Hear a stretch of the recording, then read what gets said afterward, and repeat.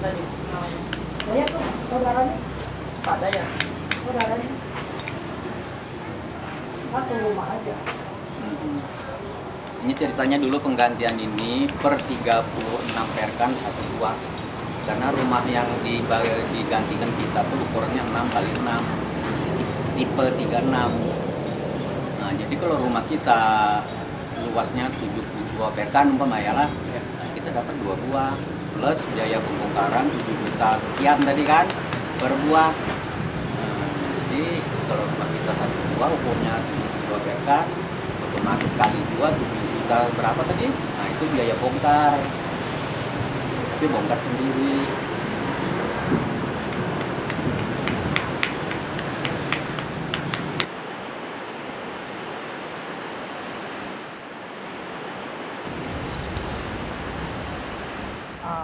Ada kau sosialisasinya waktu mau dibangun ini Pak? Mau diturap nih. Iya. Kalau untuk turap nggak ada, cuma kalau untuk relokasi kan tuh ada sosialisasi dulu. 10 tahun yang lalu lah sudah ada sosialisasi kan. Yang saya tahu yang di pinggir sungai ini, yang punya rumah di pinggir sungai kan, untuk renovasi aja nggak boleh, apalagi nambah. Untuk relokasi ini, itu yang punya proyek tingkat 2, penurapan itu tingkat 1. Jadi kendala penurapan ini di tingkat 2, nggak bisa memindahkan warga pinggir sungai ini. Ini saya dengar yang pindah itu yang sekarang kayak yang di Pelita aja sampai sekarang air sama listrik masih masalah. Seminggu paling 2 kali jalan. Listrik tuh jangan salah kan banyak yang nyuri karena banyak dari pasangan, jadi mereka nyuri atau nyambung sama tetangga atau curi akhirnya. Kalau ini yang saya tadi kan ketemu sama tadi itu, untuk penurapan ini padahal 1 tahun 25 M dananya, itu berapa tahun ini kembali karena lahan untuk diturap nggak ada kan. Pemkot nggak bisa bebaskan. Dari tahun 2006 katanya Pak Warijang di masjidnya pertemuan kita kan, masalah pemindahan itu sampai sekarang baru kedengaran 85 rumah bisa. Padahal waktu itu rencananya kan setiap tahun bisa berapa ratus gitu pindah. Terakhir kabar itu kan, terakhir yang belum dipindahkan itu masih 2.500-an. Ditambah pertumbuhan baru yang udah diawasin, seharusnya kan ada pengawasan, jangan tumbuh lagi pemukiman baru. Kami menyusur berapa kali susur tuh ada terus, nambah terus pemukiman baru tuh. Sama jamban yang sudah diturap masih ada jamban, padahal nggak boleh ada jamban di sungai. Wah, kalau menurut Bapak, turap ini betul-betul dibutuhkan warga atau enggak Pak? Kalau menurut secara pribadi ya, ini kan turap ini kan gini loh, dari pokoknya profesor kita lah, dokter kita penelitian, lalu lihat kekumuhan dulu di sini, lalu rekomendasi relokasi penurapan. Kalau menurut kita dengan diturap begini, selama budaya masyarakatnya masih buang sampah ke sungai, sia-sia lah. Sebenarnya ini kan penurapan ini membunuh kan itu lah, membantu membunuh hewan di air kan. Ikan tuh kan ada yang bikin lubang. Sama dengan adanya turap ini kan kayak ilung, rumput nggak bisa hidup kan. Sebenarnya sih kan tempat ikan bertelur, sama kayak ilung, enceng gondok tuh kan, itu kan juga dia Berakar. Menjernihkan air juga, menyerap racun juga. Dengan diturap gini kan jadinya jadi ndak tumbuh kan. Seharusnya air tuh masih bisa meresap lah sama tanah kan. Saya rasa penurapan ini ndak hendak mengurangi pendangkalan enggak juga. Kalau menurut kami kan, menurut kelompok kami lah. Karena pendangkalan itu kan terjadi dengan pembukaan lahan, kebun di daerah hulu, tambang batu bara yang bikin pendangkalan ini kan. Sebenarnya kalau yang kita tahu kayak di daerah asal saya kan, tepi sungai itu ditata, jadi ada daerah pemukiman, ada daerah yang land up katanya dikosongkan. Jadi kalau untuk daerah pemukiman oke lah diturap, yang daerah kosong tidak mereka turap.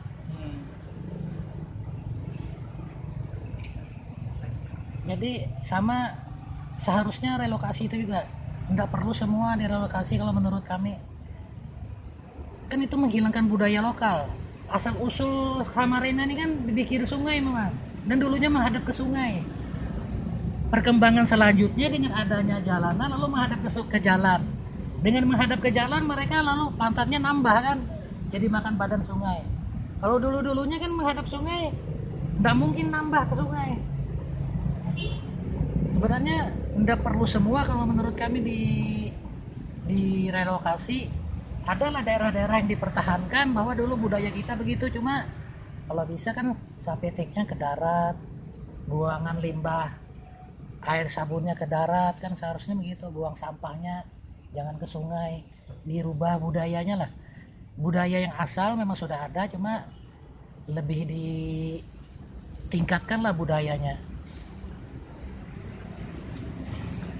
Kalau kayak di yang kita dengar kayak di Bangkok, Brunei, di Bangkok itu dia tidak memindahkan, tapi yang rumahnya membelakangi sungai diberi bantuan menghadap ke sungai, dirubah.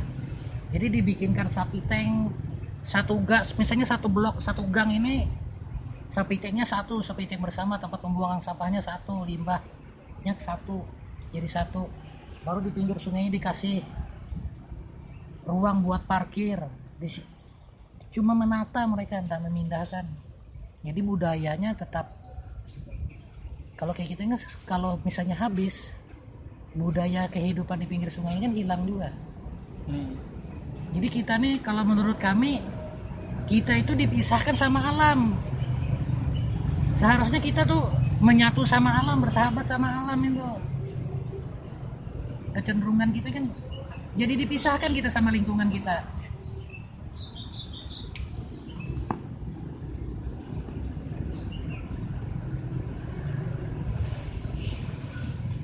Terus ada enggak penyampaian informasinya tentang turap ini ke media kayak koran, TV?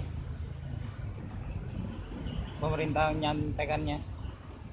Enggak ada itu. Kita aja tahunya kan dulu kita belum RT, kan saya baru juga 2 tahunan jadi RT. Tahunya kan dari RT ada peta penurapan, nama jalan, parit segala macam, kita tahunya dari RT juga ya.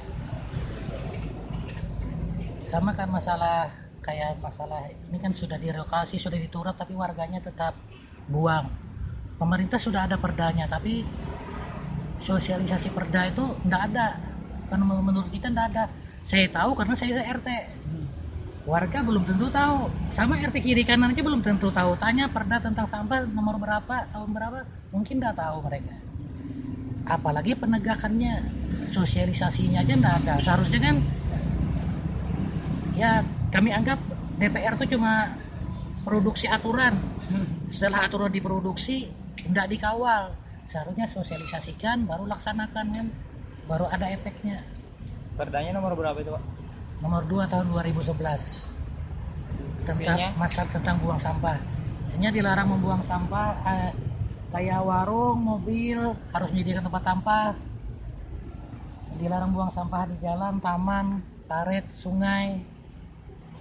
Denda 3 bulan kurungan penjara atau denda 50 juta atau kurungan 3 bulan penjara. Itu kan ada. Buang sampah dari jam 6 sore sampai jam 6 pagi. Nebang pohon harus diantar sendiri. ke TPA, tebangan pohon sama misalnya bongkaran rumah, kecuali kayak kebakaran kita bisa minta bantuan DKP, itu kan ada. Jadi yang diangkut DKP itu sampah rumah tangga. Sebelumnya kan kayak di sini aja, ada yang bongkar rumah tumpuk di sini, ganti lemari, ganti spring-bed tumpuk di sini.